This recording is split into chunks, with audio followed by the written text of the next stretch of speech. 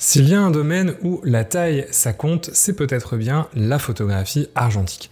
Et ça, Harman l'a bien compris. Harman Photo, c'est la compagnie qui a lancé au mois de décembre la Harman Phoenix, la première pellicule couleur à nouveau fabriquée en Europe dans des usines au Royaume-Uni, et ça avait créé la surprise. Alors la Harman Phoenix, on en a parlé en long, en large et en travers déjà sur la chaîne lors de la sortie de la version 35 mm, donc je t'invite à aller voir ces vidéos que j'avais fait au mois de décembre pour te présenter la pellicule. Ici, il n'y a pas grand-chose qui a changé par rapport à ça, si ce n'est que désormais, cette pellicule est également disponible au format 120 pour les appareils photo moyen format. Le format 120, ça permet un format négatif plus grand, donc pour les appareils photo 6.4, 6.6, 6.7 et au-delà. Et s'il n'y a pas eu véritablement de révolution dans l'émulsion, c'est la même émulsion, c'est les mêmes caractéristiques, la même base, etc. Donc rien n'a changé fondamentalement dans les couleurs, le contraste, quoi que ce soit de la pellicule. Le fait de pouvoir shooter cette pellicule en moyen format apporte quand même quelques avantages. Pour tester ça, on m'a envoyé deux rouleaux de Harman Phoenix, format 120 tout fraîchement sorti des usines. Alors j'arrive un peu après la bataille de tout le monde sur YouTube, mais j'ai quand même décidé de tester ça dans mon Pentax 6.7 pour voir ce qu'on peut tirer au maximum de cette nouvelle version de la Harman Phoenix. Bon, on est sur l'île. Je pense qu'il fait le temps parfait pour tester la Phoenix, c'est-à-dire qu'il fait voilé, mais quand même assez lumineux avec des petites éclaircies. Donc je pense que ce sera pas mal, parce que c'est une pellicule qui est quand même pas mal contrastée. Des tests que j'ai fait en 35 mm, je vais directement choisir de surexposer ces deux rouleaux, les surexposer d'un stop, les exposer à 100 ISO à peu près dans le Pentax 6.7. Donc là j'ai le 6.7, l'idée c'est de tirer le maximum de ce qu'on peut de ce film en termes de définition, de finesse de grain aussi, et voir un petit peu comment ça va se passer. Voilà, sachant que je pense que en termes de développement, je vais faire à la fois scanner par le lab et scanner moi-même pour faire la comparaison. Voilà. Mais déjà on va prendre les photos, on va voir ce que ça donne. Vraiment hâte de voir un peu ce que ça donne en termes de contraste de couleurs sur du grand format.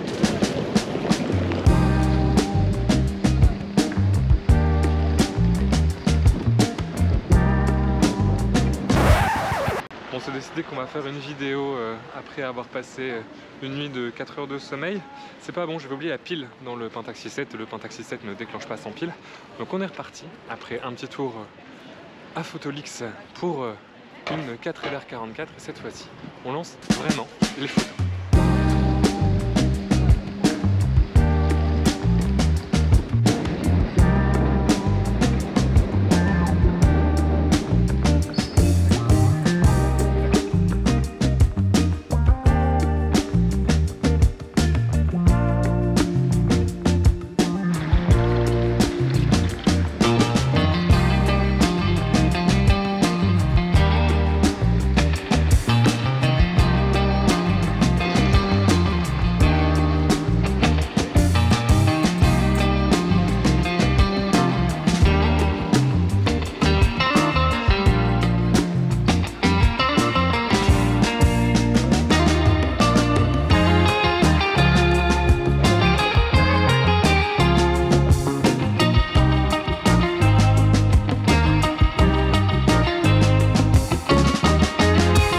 Ce sera pas les photos du siècle, vu mon état de fatigue aujourd'hui.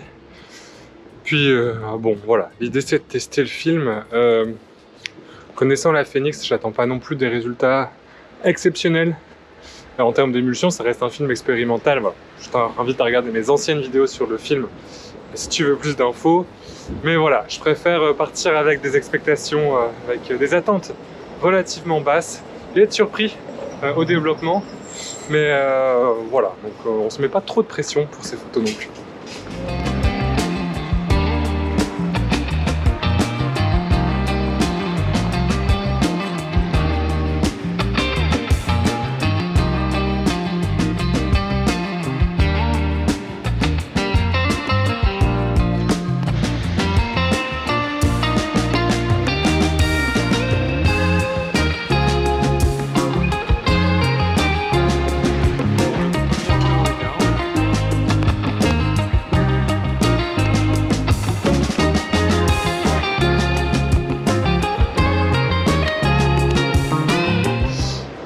le premier rouleau est done. C'est les mêmes papiers que d'autres produits Harman.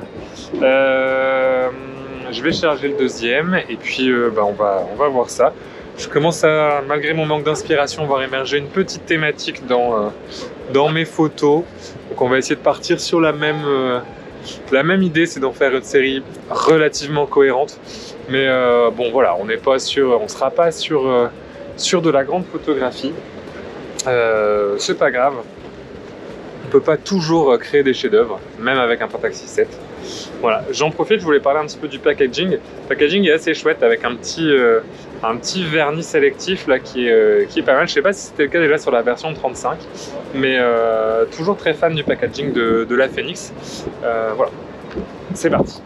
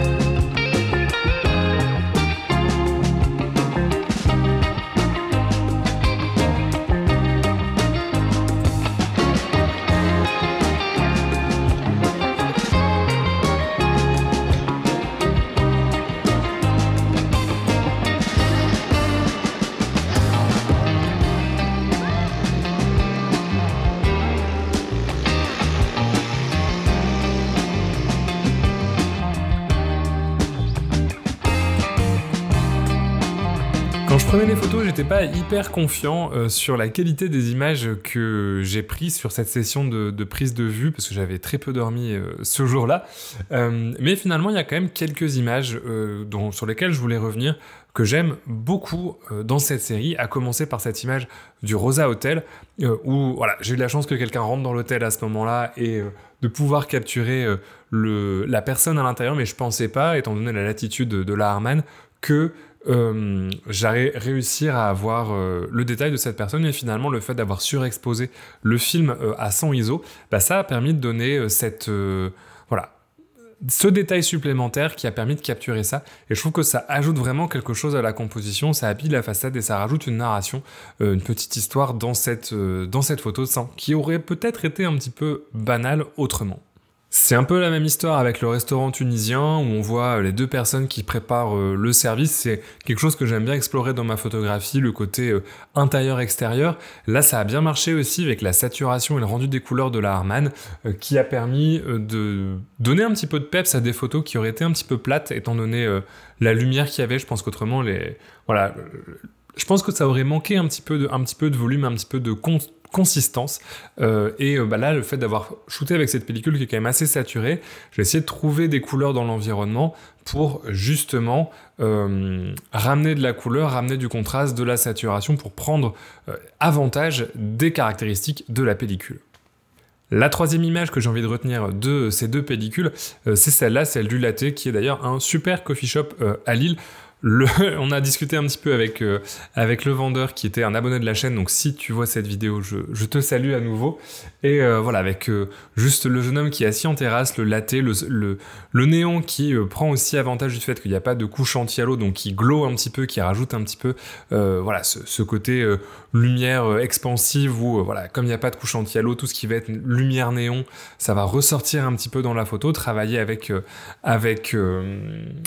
cette lumière-là et la palette de couleurs que j'aime beaucoup dans cette image. Je regrette un peu qu'il y ait le coin de la voiture, qu'il y ait 2-3 petits éléments, que ce soit un peu chargé, mais je suis assez content de cette image également sur ces deux rouleaux. Mention honorable pour le Asie Snack, où encore une fois il y avait cette personne qui mange dans toujours ce côté un petit peu extérieur-intérieur, mais la personne qui marche sur le côté, j'ai été victime de la couverture non totale du prisme du Pentax 6.7 et je trouve que c'est une distraction par rapport à l'image. Et la Order Pizza qui est aussi une mention honorable. J'aime la composition, il y a un côté un petit peu Lee Freelander dans cette image. C'est un peu le bazar, c'est un peu la composition un petit peu chaotique, il y a mon reflet en même temps, mais je trouve qu'elle fonctionne bien sans trop que je sache expliquer pourquoi. Comme je t'ai pas mal déprécié mes photos dans la vidéo, j'avais envie de faire ce petit segment où je mettais quand même l'accent sur les photos que je trouve le plus réussies, expliquer un petit peu ce que j'aimais à l'intérieur et pourquoi ça avait plutôt bien fonctionné avec la Phoenix. Je tiens à préciser qu'au niveau du scan, j'ai scanné les photos sur mon Epson V550 avec le logiciel Silverfast et j'ai retravaillé les couleurs, etc. sur Silverfast et sur Lightroom. Je précise ça parce que la Harman Phoenix en 120, tout comme sa version 35 mm, est super sensible à comment elle va être numérisée et elle n'apprécie pas trop les scanners des labos type Noritsu, Frontier, les grandes marques de scanners qui sont utilisées par la majorité des labos. C'est pas là-dessus qu'on récupère les meilleurs résultats. Souvent, c'est des choses qui sont un petit peu bouchées, on a trop de contraste. C'est assez difficile à travailler sur ce type de machine. Donc j'ai préféré demander à mon labo le développement seul de la pellicule et numériser moi-même. Et si tu as moyen de numériser toi-même, c'est ce que je te conseille de faire avec cette pellicule. Au-delà de ça, les caractéristiques de couleur et de contraste sont les mêmes. On a une pellicule qui est fort contrastée, qui a des couleurs assez vibrantes, une dynamique qui est pas énorme par rapport à ce qu'on pourrait attendre d'un film couleur. Mais le fait de pouvoir la shooter en moyen format, notamment en 6.7, ça permet de réduire un de ses plus gros défauts en 35 mm qui pour moi a été son grain relatif à sa faible sensibilité de 200 ISO, sachant que là j'ai aussi shooté cette pellicule plutôt autour de 100 ISO, je l'ai surexposé un petit peu pour avoir un peu plus de détails dans les ombres, quitte à perdre un petit peu dans les hautes lumières. Ça a été mon choix esthétique et je suis assez content, je trouve que ça a plutôt réussi à la pellicule. Au-delà des caractéristiques techniques de la pellicule, on peut se réjouir de cette sortie, puisque ça montre qu'Harman est quand même bien derrière son produit, que l'usine a volonté de produire, que aussi la capacité de production a été suffisante pour permettre de pouvoir scinder la production en deux formats et dédier des ressources à la production d'un deuxième format pour créer vraiment une gamme de pellicules. Peut-être que on verra la Harman en 4.5 voire en 8.10, pourquoi pas, ce serait marrant à tester en format 4.5 à la chambre. Bref, dans tous les cas, ça montre que Harman est vraiment derrière la pellicule, derrière le projet, et ça c'est plutôt positif par rapport à la suite du développement de cette pellicule et de ce projet. Personnellement, j'étais plutôt content des images, des photos de l'émulsion. En format 120, elle est autour de 15 € également chez la plupart des revendeurs. Si tu veux toi-même la tester, elle sera dispo chez Digit Photo. Tu peux la commander avec mon code créateur EMGK si tu veux soutenir la chaîne. Et si t'avais un doute sur la version 35 mm, je t'encourage à aller tester cette version 120 qui apporte quand même une précision et un petit peu plus de subtilité dans les images qu'elle va permettre de produire. Voilà, c'est pas non plus la sortie du siècle, c'est pas non plus la grande nouvelle, mais c'est un pas de plus dans l'installation de cette gamme de pellicules et dans peut-être le développement d'une gamme plus importante ensuite chez Harman Photo. Donc on ne peut qu'applaudir ses efforts et le fait que c'est une marque qui a écouté aussi les retours des différents clients par rapport à son produit. Si tu veux aller un peu plus loin sur EMGK+, j'aurais fait une vidéo un peu plus détaillée avec comment j'ai scanné la pellicule et comment j'ai retouché légèrement les photos sous Lightroom. Il y aura un petit peu plus de détails là-dessus, donc tu peux aller voir ça dans le lien dans la description sur boxargentique.fr. Et si tu veux soutenir la chaîne, tu peux également t'abonner à la Box Argentique pour découvrir des nouvelles pellicules tous les trimestres directement dans ta boîte aux lettres ou ton point relais. Et au mois de septembre, on a justement envoyé la Harman Phoenix, donc ça va faire découvrir ce film à l'ensemble des abonnés de la box. De mon côté, je te dis à la prochaine, et d'ici là, bonne photo!